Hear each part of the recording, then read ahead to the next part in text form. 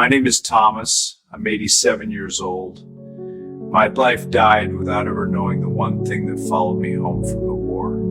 It was a winter night in 1944, a house at the edge of a village in Belgium, and a moment I carried in silence for 70 years. Margaret and I were married for 68 years. That's long enough to share almost everything. We raised 3 children. We built a steady life. Sunday mornings at church, coffee at the same kitchen table, evenings sitting side by side while the television hummed softly in the background.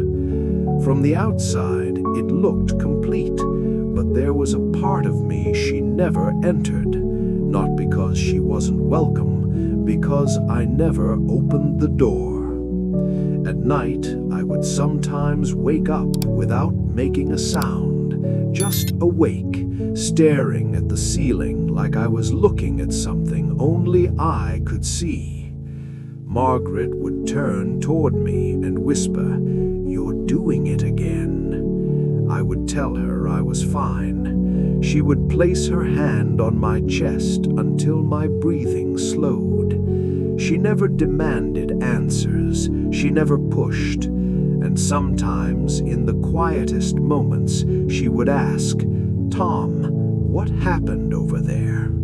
I always gave her the same reply, "Nothing worth telling." I told myself I was protecting her, that some things didn't belong in a warm kitchen or a quiet bedroom. But the truth is, I was protecting myself, because every time she asked, that house in Belgium came back to me. The snow, the silence, the door opening into a room I've never truly left. I always believed there would be another chance to tell her, another evening, another year. I thought I had more time.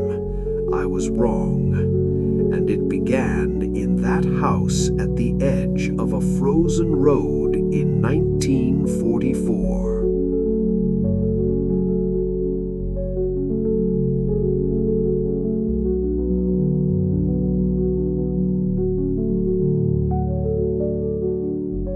There was a house at the edge of a village in Belgium. It was winter. The snow had started falling again, the kind that makes everything look quiet, even when it isn't. We were told to clear it. The windows were dark, except for a faint light in the back room. I remember the sound our boots made on the frozen ground. I remember thinking how small the house looked, like it shouldn't hold anything dangerous. I was 22. Inside, it smelled like smoke and damp wood. The kitchen table was still set, a plate, a cup. Someone had been there not long before we arrived. We moved slowly. Every sound felt louder than it was. Every shadow looked like it could move. Then I saw him. He was standing near the doorway to the next room, a boy, no older than 16. His hands were raised, but he was holding something. I couldn't tell what it was. Maybe a piece of cloth, maybe a bag. I never found out. Everything happened quickly, too quickly. Someone shouted. I turned. There was movement, and then there was a shot. I don't remember pulling the trigger. I remember the silence after.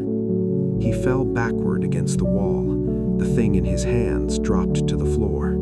It wasn't a weapon. It was bread. Just bread. No one said anything. We were trained not to stop, not to think. Orders were clear. Clear the house, move on. So we did.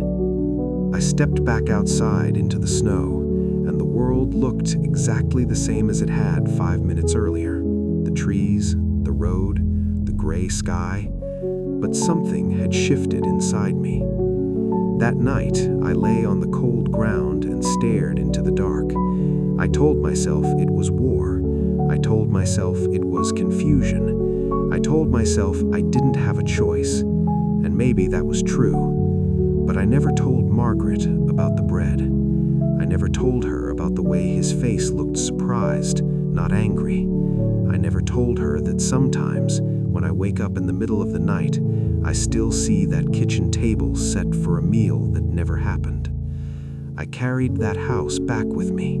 I carried it into our marriage, into our home, and every time she asked what happened over there, I chose silence. I thought if I didn't give it words, it would lose its shape.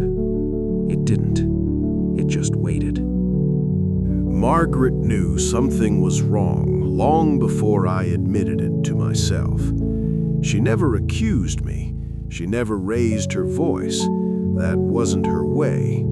But she watched me in the quiet moments, the way only someone who loves you for decades can. Sometimes, when we were sitting at the kitchen table, she would study my face as if she were trying to read something written there. One night in the early 60s, after the children had gone to bed, she asked again, "Tom, what did you see over there?"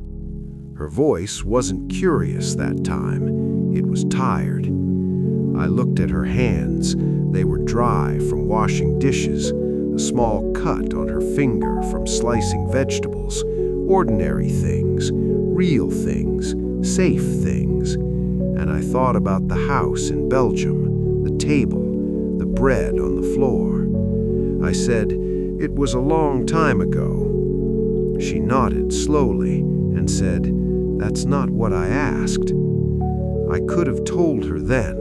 I could have said that I still saw the boy's face when I closed my eyes, that sometimes when our son was 16, I couldn't look at him without remembering, that every winter when the snow started falling, I felt something tighten in my chest. But I didn't. I told her it was nothing she needed to worry about. She stood up from the table and walked to the sink. I remember the sound of running water filling the silence between us. That was the first time I understood that silence doesn't protect love, it distances it. Over the years, she stopped asking directly. Instead, she would reach for my hand when I went quiet, or she would say, "You're far away tonight." She wasn't trying to uncover a secret. She was trying to stand beside me in it. And I kept stepping back. I convinced myself that if she knew, she would see me differently, that she would look at me and see not the man she married, but the man in that kitchen in Belgium. So I chose to remain the quiet husband, the steady father, the man who handled bills and fixed leaky faucets and showed up to church on Sundays. But every time Margaret looked at me with that patient expression, I felt the weight of what I wasn't saying. It wasn't just the war anymore. It was the distance I was building between us. And still, I told myself there would be time to explain, time to sit down one evening and open that door I had kept closed for so long. I didn't realize that time was already moving faster than I thought. Margaret became ill slowly. At first, it was small things, forgetting where she left her glasses, sitting down more often during the day, saying she felt tired in a way she couldn't explain. Then came the appointments, the quiet conversations in hospital hallways, the word cancer spoken gently, as if softness could change its meaning. I sat beside her bed during those last weeks, holding her hand the way she had held mine through so many sleepless nights. One evening, when the room was dim and the machines were humming softly, she looked at me and said, "You don't have to keep being brave anymore." I told her I wasn't being brave. She smiled faintly and said, "Tom, I've known you for 68 years." There was no accusation in her voice, only understanding. I felt the words rising in my throat, the house, the snow, the boy with the bread, all of it pressing forward, asking to be spoken. I thought, this is the moment. But I looked at her face, thinner now, fragile in a way that frightened me, and I hesitated. I told myself she needed rest. I told myself there would be another evening. She passed away 3 days later. The house has been unbearably quiet since. There is no one beside me at night to say I'm far away, no one at the kitchen table studying my face.